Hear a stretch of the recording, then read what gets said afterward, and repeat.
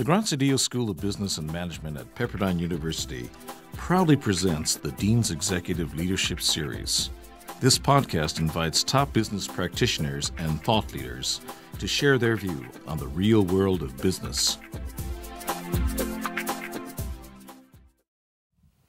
Well, Julia, thank you so much for sharing kind of your leadership perspective with us. I think it's very insightful and certainly in keeping with what we're trying to do here in the Business School of Developing Value-Centered Leaders. You talked a lot about values. You talked about the leadership shadow. So my question in regard to that is, how did you develop your leadership shadow? So what were the experiences you had, the mentors you had that have formed you into the leader that you are, that allows you to accomplish the things that you do? You'll probably find this answer sort of bizarre. I've never really heard anyone ever say this, but I truly believed that a lot of what I am today, I watched people fail around me. I learned far more from people who I worked for in the most senior positions make mistakes. So, and I don't say that lightly.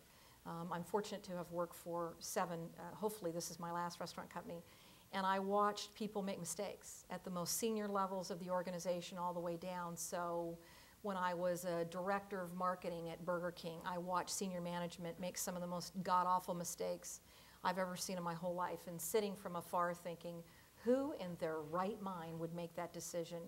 And then I remember thinking, well, someday it could be me. So, and I quietly went back to doing whatever I was doing. But I would tell you, whether it was people's values, whether it was how they treated others, their inability or their lack of desire to mentor and coach, to bring others into the organization, to value diversity, which, you know, in my career, being a woman was, in the early days, was, you know, just, there were very few women, if any, or any people of color. And so it was interesting to watch how people didn't understand what we really could be. And so when I think about some of those companies, I would tell you the most I learned wasn't from the mentors, and there were few in those days, but it was really watching people make incredible mistakes, either at the most senior level or at the junior level. And the lack of communication, the command and control mentality, you do what I tell you to do and you'll go far in this world, son, as opposed to what would be your idea, or let's think about this collectively. And so, and maybe it's my generation that I grew up in, but there was a lot of, as I was growing up, and I used to think it was the restaurant business. So as I grew and I was fortunate enough to come to different events such as this, I would ask people, and I found out it had nothing to do with the restaurant business. It's just, it was an era that, you know, people did what you told them to do, and there was no sense of challenging the status quo. So I would say a lot of my leadership today came from watching people and thinking, I don't want to be like you when I grow up. So it's really as simple as that, and thinking there is a better way. Now, from time to time, I don't want you to think I worked for Numshkas for 30 years. I worked for some really terrific people, and I watched, and there were things I saw about people and said, God, I really want to be like that, or I see that as a leadership style that I want to embrace. And so as time marched on, I think you sort of, you know, I think that's part of who I am, but they're, you know, always learning and always trying to get better, but, and I'm learning to this day. I'm learning from the people that work for me. How might they do it differently, or watching something and thinking, God, that's really great how you do that. I want to learn how to do that. So I don't think you ever sort of get to that pinnacle. You're always learning, but I'm really thankful that I work for some wonderful companies that made some incredible mistakes, and I learned from them. I mean, I'm not trying to be funny. I really do believe, you know, I always talk about the Taco Bell era, spending $200 million and launching Border Lights, which was one of the biggest single failures in U.S. history. And I happened to be, it's a long story how I got there, but I happened to be in a meeting the night before they were going to make the decision, and one of the senior advisors said, boy, I think we're going down the wrong path. I mean, all the research indicates that people aren't going to buy it. They actually don't like light food. It's going to fail. No one wants to buy a taco that's only got 10 calories or, you know, very little salt. God, I hope there's no more from Taco Bell in the room. And it was funny because I said, well, why wouldn't you go to the CEO and tell him that? And I'll never forget his answer. He said, I couldn't possibly do that. It cost me my job. And I thought, you know, I hope someday I'm put in that same situation, and I hope I'm fortunate that I work with very outspoken people who are constantly telling me you're doing it wrong. So it's great. I'm humbled every day. But I'll never forget that. So I would honestly tell you it's learning as much from people's mistakes as anything else. So you mentioned several times the people that work with you right. and for you, and you talked about that on the podcast. You can actually hear more of Julia's conversation in a podcast that will be on iTunes shortly. But talk a bit about how you make choices about who to hire to work for you, because you view that as such a critical part of your success and your leadership experience. Well, I'm not sure I could have said this to you 20 years ago. I think at some point, I don't know, has anybody ever read The Velveteen Rabbit? You know, you grow old, first your eyes get loved off, and then your ears. It doesn't happen all at once, said the rabbit. I don't know what happens. I think you get mature, and I think you've had so many experiences. One day you realize it's quite all right to hire people that are far brighter than you. And I think when you figure that out, it's amazing. It'll set you free. So I think about the people I have surrounded myself who are far better and brighter in certain areas than I could ever hope to be. And so, you know, I'm privileged that they let me lead them, and at the end of the day, there's a real art to managing, you know, 20-some type A personalities who all think they know it better than anybody else, but somehow we manage to get it all right. And but I think it's, at the end of the day, most of the time get it right.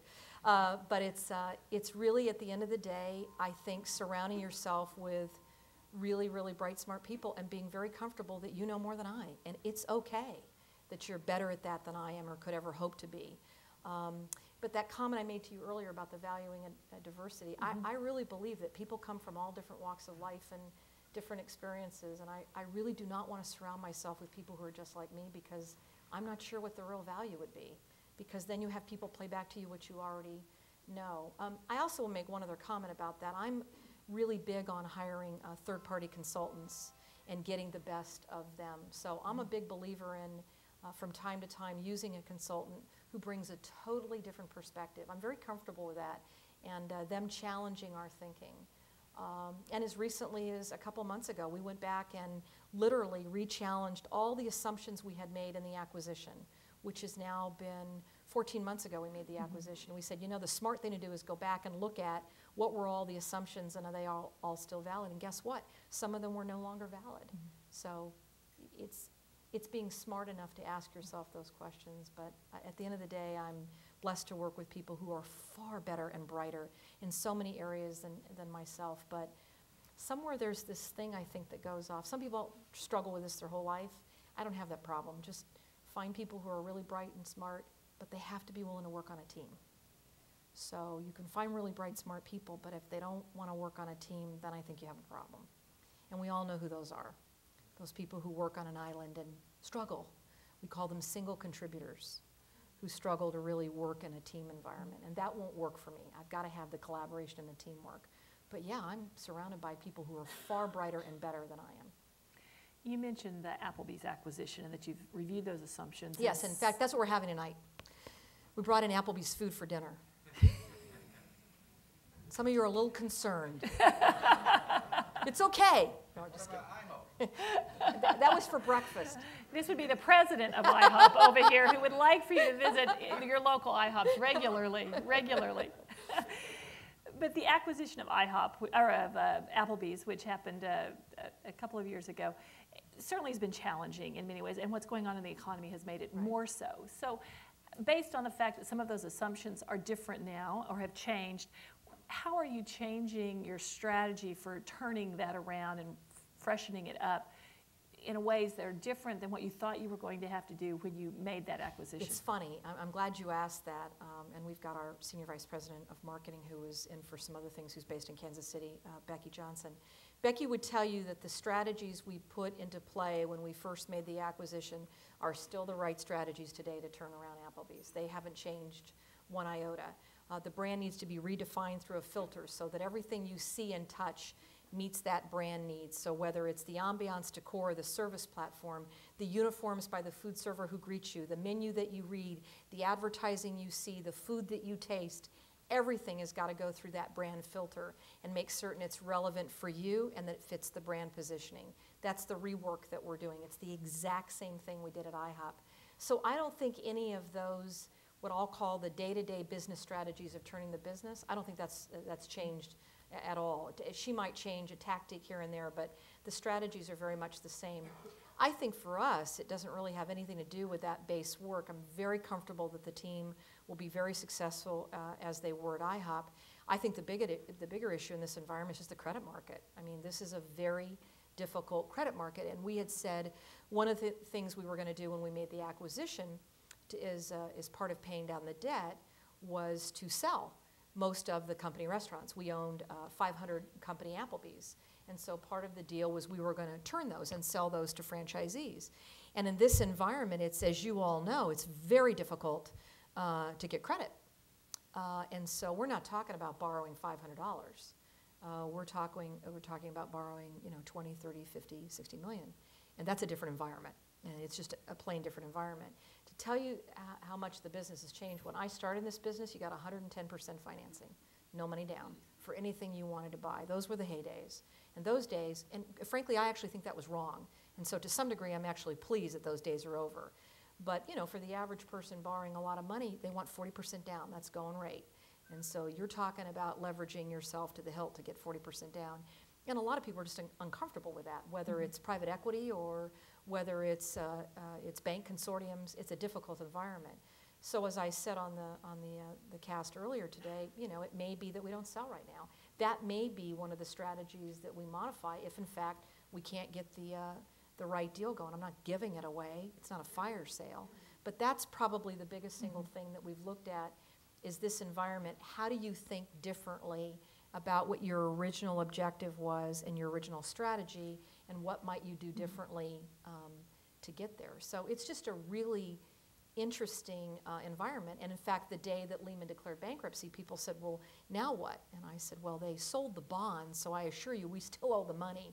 I mean, I'll never forget, somebody down the hall said, is this a good thing? Does this mean that they've waived the $2.3 billion? I'm like, it doesn't work that way. We still owe the money.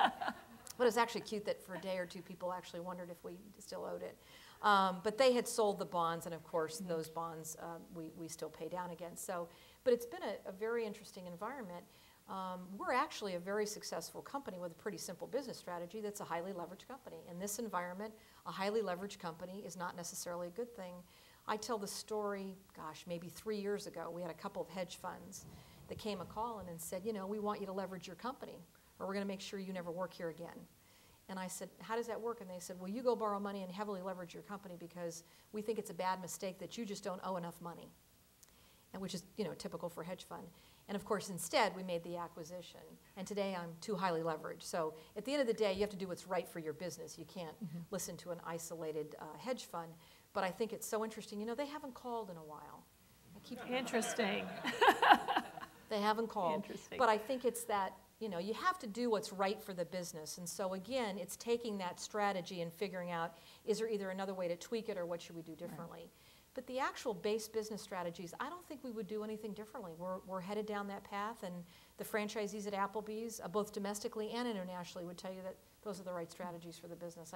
We're blessed that we have great strategies and great people, but no real difference. If any of you want to take up a collection, I'll always I'll inspire you and make sure that we pay down some of that debt. No, I'm just kidding. But seriously, I mean, in this environment, that's the real issue that you're dealing with. It's the leverage. I'm going to ask Julia one more question, then open up for the audience. So be thinking about what you would like to know from her. But as you were talking about the acquisition and how that strategy is evolving and trying to stay very focused, it made me think about kind of how you work with your board in the context of this. Clearly they were involved in that decision to acquire Applebee's, but how does that relationship continue to evolve as you kind of work through the challenges in the economy now? So, Greg, I've never been asked that question. It's actually a very good question. I take my own medicine. I over-communicate. I went from having a board meeting once a quarter and probably sending out a once every 45-day financial update to, I've probably, in the last 6 months, talked to my board either individually or collectively once a week. So first and foremost, I would tell you I communicate very regularly. I send out updates as I see fit. And I find them to be incredibly supportive because they know what's going on.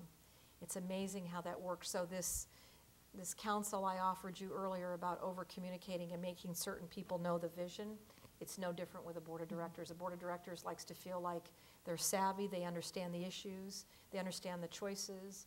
It's not necessarily asking them for any more guidance, it's just making certain they understand the strategies and what we're working through, but I'm just communicating far more than I ever did a year or two ago. And I'm finding them incredibly receptive. And you know, many of them are on other boards Right. and are very appreciative of the thorough, appropriate, and maybe I didn't use this word earlier, but balanced. I'm very big on down the middle. I don't want to exaggerate to the left. I don't want to exaggerate to the right. I'm down the middle with that communication. And I also think exposing them, especially to the brand leaders, is a good thing. So as we have board meetings, making certain that during the board meeting, each of the brand presidents gives an update as to how the business is going. It gives them a chance to get a bird's eye view. I'm big on bringing in executives from the teams to give exposure to the board so they hear more. I mean, yes, it's great for me to give it to them, but I think they'd much rather from time to time hear from somebody direct. So it's just over communicating, and then I think part of my job is to educate. So, and I'm big on that education piece. So we typically, maybe not every board meeting, but every other, will have an outside speaker. So for instance, our board meeting next month, we have somebody I have a great deal of respect for who specializes in corporate governance, who will give an update on risk assessment and, you know, the board's position today. So there's this feeling that not only am I clear on our sort of business case, but I'm also sort of being updated on the business. Interesting that the strategy both up and down is communication. Oh, yeah. And how important it is going both directions, that you communicate clearly yeah. and regularly. And I regularly check in with Susie, who answers the phone, because she pretty much will tell me if, you know, if sometimes when we do those investor calls, when I get out of the investor call, the first thing I do is, how's it going? If Susie goes like this, I know it was a good call. Great. Well, let me open the floor. What questions do you have for Julia? Let me start here. Thank you so much. This has been a very inspiring speaker, hearing from you as a woman. A very special story. Thank you. I wanted to know, what is the hardest thing you had to do for your company in the last 12 months?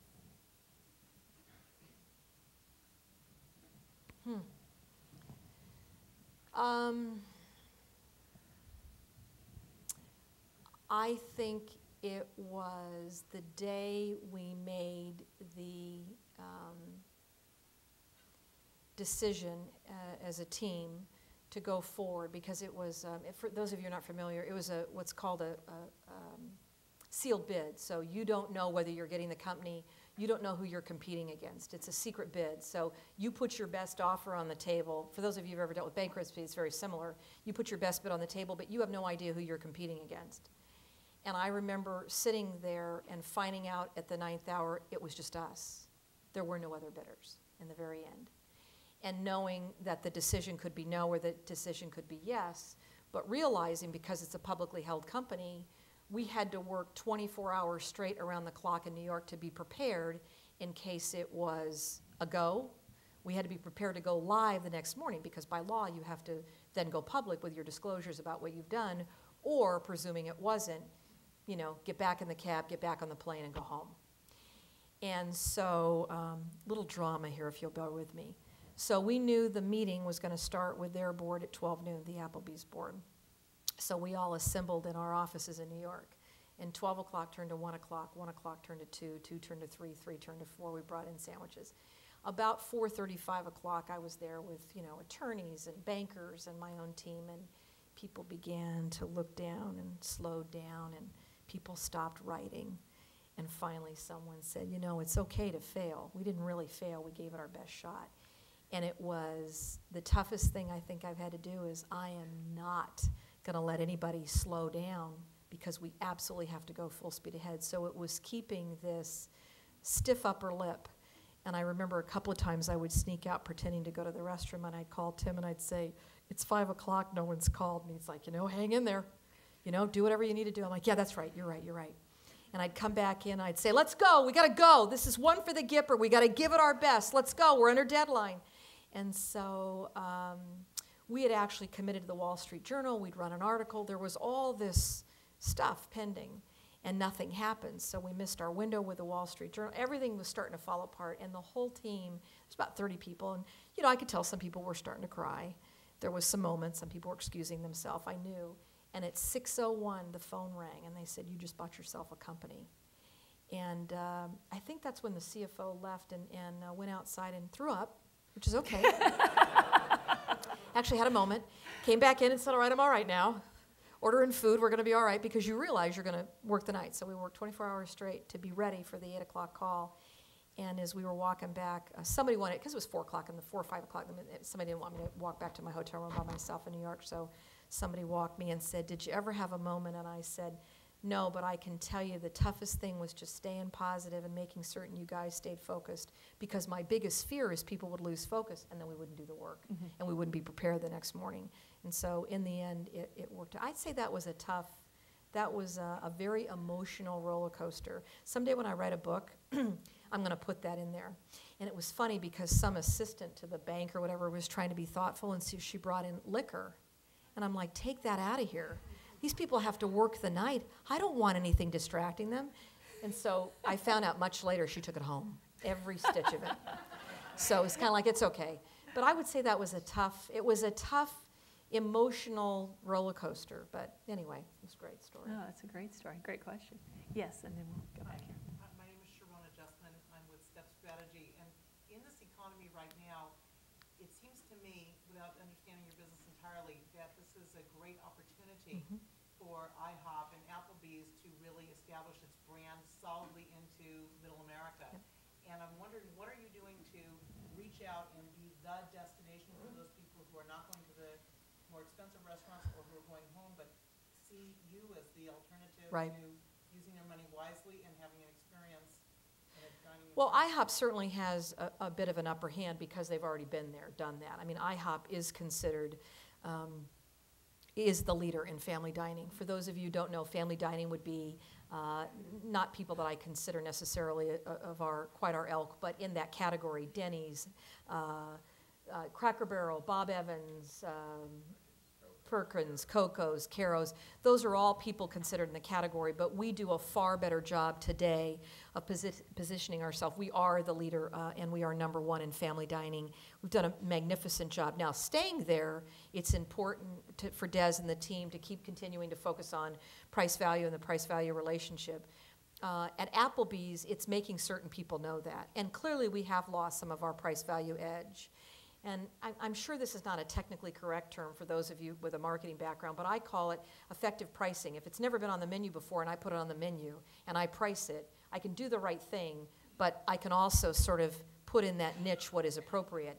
And so I think it is incumbent upon the team at Applebee's to make absolutely certain that we are positioning our $11, $12 check is the place to be in the category. So if you think about it, $11, $12 for a single check at Applebee's and $8.90 or $8.50 or so at IHOP, that's pretty reasonable to get sit-down service and all that comes with it. I think our job, and that's what we're doing with television, is to make certain that we are not only reminding you of this great brand and all that comes with it, but the price value. And it isn't just the price you pay, it's what happens when you walk indoors. So frankly, the team is as focused on communicating to you vis-a-vis advertising or internet or all the ways we have to communicate with you, but also when you walk in the restaurant, the greatest goal we have is when you pay the check, you say, "Oh my gosh, all of that for only." That's what we focus in on, I think, is a fair statement, at both brands. And that's been our real focus. And we lost some of that edge at Applebee's, and that's the work that we're doing to get it back.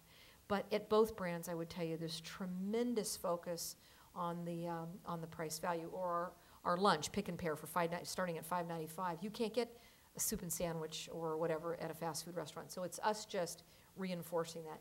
And the advantage we have being number one in both categories is we have a fair amount of money we can spend. So our war chest is probably close to $250 million to spend on advertising. So there's a lot of money there to communicate effectively with you. Yes. Thank you. I know there's been a lot of talk in the news recently about ethics and values, et cetera, based upon our events.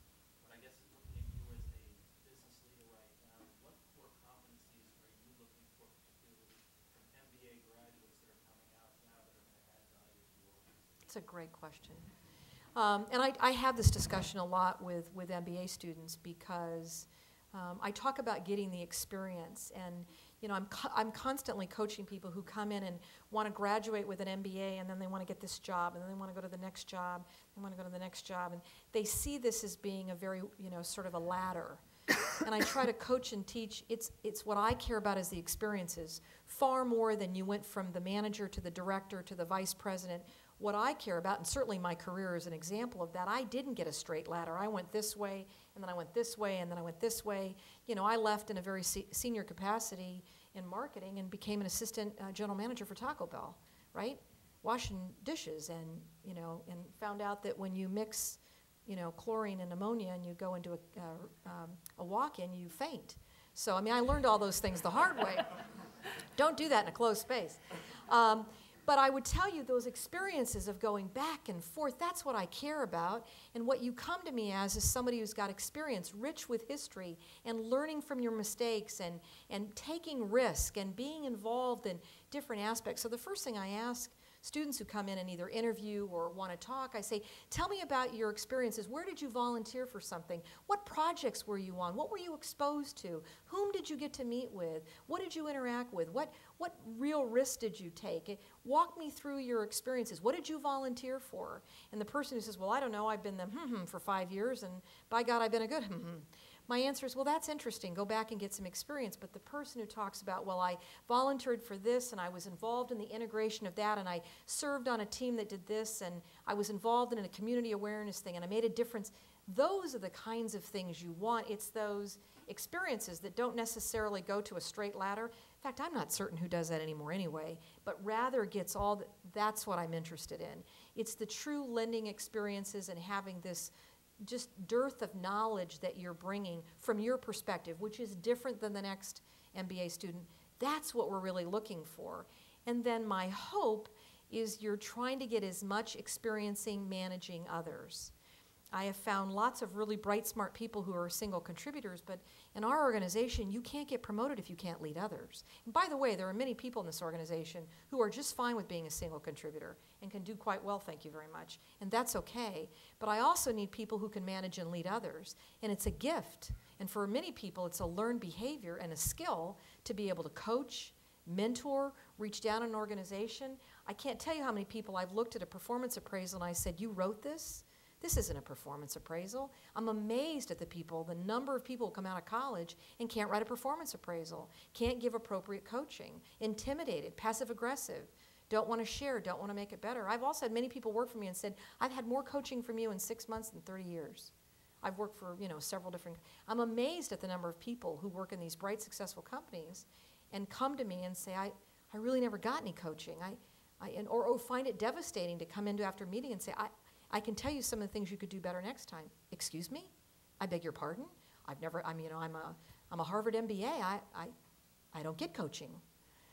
And me being a little bit taken aback by that, you know, the first couple, because I'm so direct, and, you know, I mean, it was hard the first couple of times. I've learned how to be a little more subtle, but I would tell you that that process, you know, I'll ask you if you'd like the constructive feedback, then I'll give it to you, but it is interesting, the number of college graduates I meet with, both undergrads or people coming out of MBA school, who have this sense of, well, I've got this MBA, and therefore, you know, I want that $150,000 a year job, or I love the one that's, I've been quoted as saying this, the guy who came in and said, I want $150,000, and by the way, I don't like to work more than 40 hours.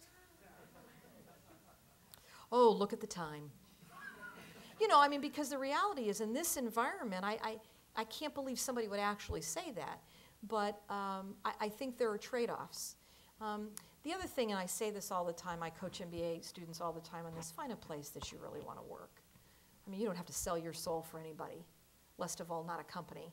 So find a place that fits you. I really believe that from the bottom of my heart, that the most important thing is a culture. Let's hope you don't have this narrow of, you know, your capability has to be this narrow. Let's hope you find a culture. But I have often coached people to quit. And I know people find that, you know, sort of, but in this environment, to find a place that doesn't value diversity or value your differences or allow you to challenge or mentor you or coach you or give you a performance, you're working for the wrong company. There's just too many places in America to go to work for. I suggest to you, and I recognize this is a difficult environment, but that's the skill people are looking for. Somebody who brings a bright, challenging perspective and comes with a dearth of knowledge and experiences, that's what people are always looking for. So that's, I think, more important than anything. And if you've got leadership ability and you've been managing people, you know, that's a wonderful thing to have in this environment, hopefully. Well, and you speak from personal experience because you quit a job when you were doing marketing Yes. so that you could transition into operations with Taco Bell. And then you quit your job as president of Applebee's when you didn't have the opportunity to become CEO, and that's when you ended up at IHOP. So you have personal experience making these difficult choices and moving into positions that worked better for you. And I'm not going to say it's easy. I was at a point where I had saved up money, and it's kind of like don't do exactly as I did. If one is destitute and on food stamps, perhaps we should reconsider one's thought about leaving without another job. But I was fortunate enough; I had saved up money, and from the very beginning, the thought would be that I would demonstrate capability for a couple of years, turn the business around, and then they would make me CEO. And when that didn't come to fruition, I mean, we had an open dialogue. I said, you know what, then I really need to move on because this is my life's dream, and I need to live my dream. And I was fortunate enough that, I was able to find something else very, very quickly, and certainly had saved up money so that if it didn't happen, I would be okay. But yes, I encourage people, even in this environment, you got to find the right thing. Now, it's funny you say that because the other day I had a couple of grads come in from a course that I had and asked me for some coaching and said, I'm really unhappy. And I'm like, well, do you have money saved up? Can you do something else? No, I'm going to follow your lead and I'm going to put an ad in the paper. And I'm like, let me give you some coaching. Let's maybe keep our current job, look for another while we've, So I've given some, there's parameters. But I do believe in this environment, though. I don't think we talk enough about the culture of the company. No one ever talked about that when I was graduating from college, about finding a place that, that suits you, that you're interviewing them as much as they're interviewing you. And I was interviewing a CFO candidate the other day who said, if you wouldn't mind just taking a couple minutes and telling me, how do decisions get made here? And I thought that was a fabulous interview question. How do decisions get made and who makes them?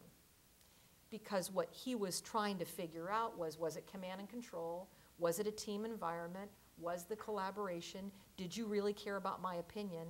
Or was everything going one place? And I thought it was a very fair and appropriate question to ask. So I don't know if that helps, but. In fact, one of my favorite professors here at Pepperdine once said correctly to us, and exactly what you're saying, you need one or two things for a company to be successful, vision or culture. If you have neither, leave. Yeah. Good. Yeah. Well, and I always kind of question a company who doesn't have their values published. I mean, if you can't, the first thing we do, and we interview Des now interviews every franchise candidate. Somebody wants to be a franchisee. That means for 25 years, you're my partner. You should ask me what my values are, or at least I should give them to you and make certain, because if you join the organization and you don't share my values, you'll never last, either as a franchisee or as an employee, right? You're not going to share the values, right? Yeah. Back here. Yes. Thank you for being here tonight. I'm April Young, and many probably don't know this, but Stewart also helped start the Women's Research Forum. So outside of the company, it's been great because you really have developed the potential of women, which I've been fortunate enough to be with for about 10 years. My question to you is, you talked a lot about risk and tough decisions and learning from people's failures in the past. What has been your biggest risk other than, of course, acquiring Applebee's? Well, Tim, there was that day you asked me to marry. No, I'm just kidding. He may never come back to another one of your speeches again. No, I would, I'm sure to you all it may sound, a bit contrived for this environment, but to be a very successful marketing person for 16, 17 years, and to quit your job and go into operations and start as an assistant restaurant general manager at Taco Bell, a lot of people made fun of me. I had a lot of close personal friends who said, Xanax might help you, you might want to seek therapy, who were very concerned that why would somebody so successful with everything going for her take such a high-profile risk. And I remember telling you, see, I didn't see it that way. I think to others, I think they thought I was crazy. And I admit there was a little bit of calculated risk, but I remember saying in the interview, how could you be successful in marketing for 17 years, lead people, direct people, have a clear vision, coach, mentor, and not take those same skill sets into operating? And I remember somebody saying, but you don't have an MBA, you don't have a finance background. I mean, in order to be successful in operations, you have to understand finance. And I said, I'll learn it. And they said, well, how will we guarantee that you'll do it? I said, because I will. Because I will learn. I'm a quick study. This is what I do. This is what people do. And I remember at every step of the way, they said it would never be, and you can't possibly. Well, I remember when I first got the job, back in those days, you wore a uniform. I have a picture of me somewhere. Don't tell this to too many people, but I wore the vest with the little bow tie and the big honkin' keychain and the little, I was assistant general manager with a name badge. And and I was working in Sunnyvale, California, and I remember the proudest moment was we doubled sales like in 2 months. And you know why? Because I got the whole crew, none of which who spoke English was not their first language. And I realized I could be graphic, and I got in the back of the house, and I said, these are our sales goals, and this is how we're going to do it. People were in awe that I could move these people, and I thought to myself, don't you get it? It's the same basic skill sets and principles I used in my marketing world. It was just transferring them. And people thought that was so, not abhorrent, but they thought that was so unusual that you could transfer skills to a whole different line. And I kept saying, but don't you get it? The basic tenacity, the basic inherent character is there. We'll just transfer those skills and do it into another arena. And I think perhaps we don't spend enough time in interviews talking about character. We don't spend enough time talking about inherently what makes you tick, right? I care more about that and your experiences than I do whether you've got an MBA, or you went to a top 10 school, or you went to all the great right places to work. And don't laugh, but the person I interviewed the other day that I found most fascinating, that I couldn't stop listening to, was someone who was coming out of a failed company and bankrupt. And I found it fascinating. I couldn't stop asking her enough questions because I've never worked for a company that went bankrupt or down. And I found her experience, I was sitting on the edge of my seat, and at one point I said to her, if you had it to do all over again, what would you do differently? And she said, our CEO always believed in a plan B, but he never believed in Armageddon. And I believe if we had planned for Armageddon, we'd still be there today. And I thought that was fascinating. So we don't call it Armageddon. We refer to it as something else. We don't like that term, but we call it Plan C. And it's basically, if our current plan doesn't work well and Plan B doesn't work well, then we'll go to Plan C. But wasn't that, I found her, I couldn't stop. Finally, my assistant said, Julia, you're holding up the whole rest of the schedule. Everybody else wants to meet with her today. I couldn't get enough of her. I was eating her up because I thought her perspective was so interesting, and who took them over and how they treated them and how she felt all those years, 18 years she worked for that company, and how she felt and how she was treated as an executive, and the box to her car. And I thought, all right, I can learn from this. I just couldn't get enough of her. And so I would tell you that, for me, that was a huge, personal risk. I'm sure, relatively speaking, today you're like, okay, so you had to be an assistant restaurant general manager. But relatively speaking, it was a big deal. Well, and if you look at the data of people rising to CEO positions, which is something you wanted to do, the vast majority of them go through operations roles and not from marketing roles. So it was a very wise decision. But it is interesting that to this day, when I go to an IHOP or an Applebee's, especially an IHOP, because I was actually a food server in high school at IHOP, I still get people, food servers, who will walk up to me, tears in their eyes, and say, you give me hope. Because many of these people, are what we call lifers. That means they'll spend their whole life. There's many a food server who has raised a family quite well, thank you very much, living quite comfortably, taking care of a family and raising them, being a food server. We have a lot of lifers, what we call a core percentage of people who that is their life. Or the busser who's been there 30 years, the cook who's been there. Many of our cooks have become franchisees. So, methinks we do protest too much, but it's an interesting corollary when people walk up to you and say, you give me hope, because they see this perspective as not certainly the only facade that I am covered with, but rather there is another world. So it's an interesting dilemma or juxtaposition. I think somebody was right. Yes, I'm sorry. Yes. Oh, great question. How are decisions made? Well, I'd like to believe, and maybe I should ask my team members, some of which who are here tonight, I'd like to believe collaboratively. I like to believe we're big on take all the information that we know at the moment, collectively bring that together, make a decision. Many of them are not, most of them, of course, are not made at my level.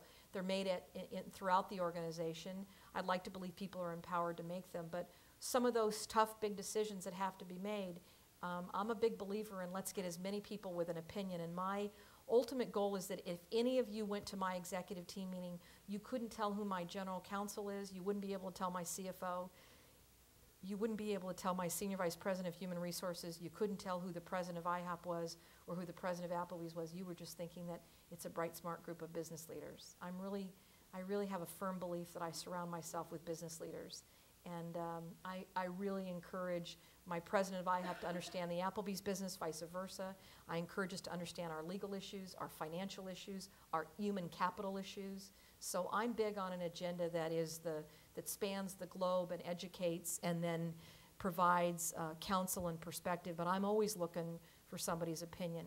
The one thing, though, that I hate, besides blackberries in the meeting, I have a thing about that, is because they go off in the meeting, is, but the one thing I really do want people to just be there for me. Just be there. Just, okay, focus, be there. Don't do your paperwork, don't look at, just let's, because we can be, I'll tell you what, a high-performing team that gets in and knows it is about as good as it gets, right? You can get through a lot in a very short period of time.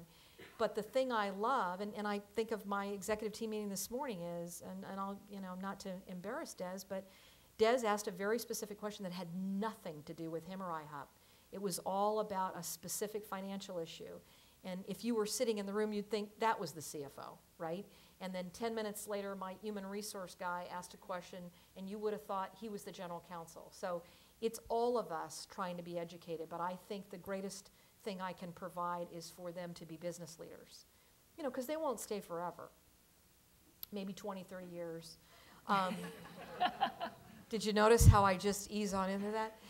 But, and by the way, as an aside, I actually feel that way about an organization throughout the organization. There are many people who will leave us, and that's their latest job, but they may go on to run their PTA, they may go on to run their high school, or they may run their board of directors for a nonprofit. They may choose to go into the home. Who knows what they do? But if they take with them those values and those leadership skills, those are lifetimes. So I'm a big believer in we're going to coach and educate, and we're going to make our team better. The on-the-job training or the lessons learned to me is a daily. Sometimes I have to remind people. I was sitting in a meeting the other day, and there were some directors and executive directors, so 2 or 3 or 4 levels down, and we were having a meeting about something, and I turned to everyone, I said, you realize the management development you're getting in this room? And one of the executive directors turned to me and said, for certain, Julia, I recognize that I'm never my whole lifetime may experience what I'm experiencing right now, understanding a very complex topic and being allowed to be involved on this project. And I thought to myself, bingo, she gets it. She realizes this is real management development. More and more in this environment, especially money being tight, people aren't sending their employees to seminars or AMAs. Where they're sending them? To their very own business rooms and college or conference rooms to get educated or get exposed. And I have found some of my best thinking has come from some of the most obscure places with somebody who's got a great idea. Now, you have to have an environment that allows for that, but decisions are made very collaboratively. And as I said, the one thing I don't allow is blackberries, but the other thing that you just can't have is you can't have people who 2 days later say, you know what, I changed my mind, or I don't want to be supportive, or, now that I think about it, I think that's a bad idea. I'm like, well, the decision's been made. So I'm a big believer in we can debate and argue, and we've got some doozies that we've had. But when we walk out of that room, we're all for one and one for all, and we're all on the same page. I don't know how many of you work for a company where that doesn't happen, but eventually it will destroy a company, because that company will not have, it won't flourish, because you have to support one another. It's not about supporting me, it's about supporting the team decision. Vet it well, make certain you've, call for the question, ask for people's point of view, make certain that you know everything you could possibly know, and then you got to make the decision to move. But very seldom, I can't, you know, I'm sitting there looking at you to try to think, maybe once or twice in the last 14, 16 months have I ever been involved where somebody said, we just, you know, we hate each other, we're in a tiebreaker, we can't make a decision. That just doesn't happen. I think that collaborative teamwork spirit comes well, but sometimes they're lonely and they're tough decisions, but they have to be made. And you make the best that you know during this, you know, during what you know. I'm a big believer in that. Make the decisions with the information that you know. So hopefully when you see them at dinner, ask them, is it really true? We'll see. They'll wave at you at the end, and I'll point them out. In fact, I should do that because they've really been very gracious to come tonight. Carolyn O'Keefe, our Senior Vice President of Marketing for IHOP. Becky Johnson, our Senior Vice President of Marketing. Stand up so everyone can see you. Becky, our Senior Vice President of Marketing for Applebee's. Des Haig, the President of IHOP. Patrick Leno, our Executive Director of Communications for all of DineEquity. I think I got everybody. And of course, my partner, Tim Ortman, my husband. Wonderful.